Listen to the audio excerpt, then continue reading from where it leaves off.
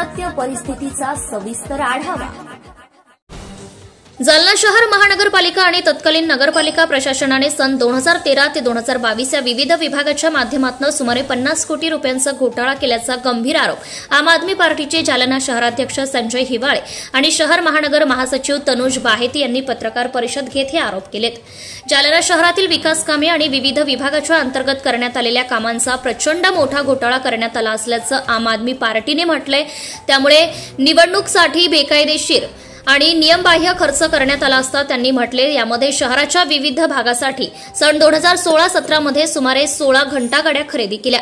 त्या घंटागाडीची खरेदी ही 80,36,352 प्रमाणे खरेदी करणे अपेक्षित होते, मात्र त्या गाड्या 18.60% जास्तीच्या दराने म्हणजेच 95,31,200 रुपये जरी दराने खरेदी केल्या, म्हणजेच पालिकेला 14,94,848 रुपये जास्तीचा सोसावा लागला। त्याचाही खुलासा पालिकेने करावा असं संजय हिवाळे आणि तनुज बाहेती यांनी म्हटलं आहे। महाराष्ट्र टुडे मराठीसाठी ब्युरो रिपोर्ट विलास गायकवाड, जालना। घेतली काय विशेष मागणी होती काय सांगा? नमस्कार, मी आम आदमी पार्टी महासचिव तनुज कैलाश बाहेती। आम्ही आज पत्रकार परिषद महानगरपालिकेत मागील 10 वर्षात झालेल्या भ्रष्टाचाराविषयी आम्ही आज पत्रकार परिषद घेतली। त्यामध्ये मुख्यत्वे हे आढळून आले की कोटीच्या कोटी रुपयाचा भ्रष्टाचार नगरपालिकेत होत आहे। त्यामध्ये कमीत कमी आमच्याजवळ 100, 200, 500 पर्यंत मुद्दे आहेत। पण आज पत्रकार परिषद आम्ही नेमके 4 मुद्दे घेतले। त्यापैकी पहिला मुद्दा आहे की गणवेश घोटाळा।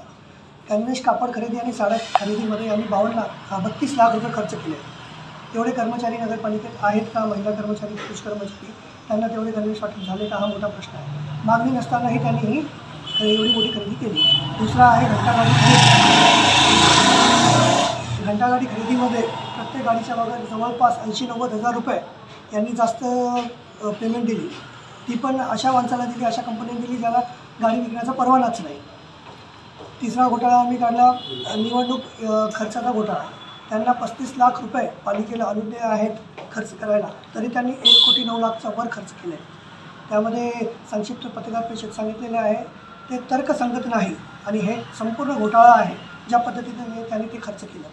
चौथा घोटाळा फार मोठा आहे, 14 कोटी रुपयाचा घोटाळा आहे, ज्याच्यामध्ये आहे की नगरपालिकेत रेकॉर्डच नाही, अभिलेखे उपलब्ध नाही। म्हणजे जर रस्ता बनवला आणि त्याचे पैसे दिले, त्याचा ठराव घेतला जातो, जाहिरात दिली जाते, त्याची सविस्तर माहिती येते, असल्या कोणत्याही प्रकारची माहिती अभिलेखे उपलब्ध नाहीत।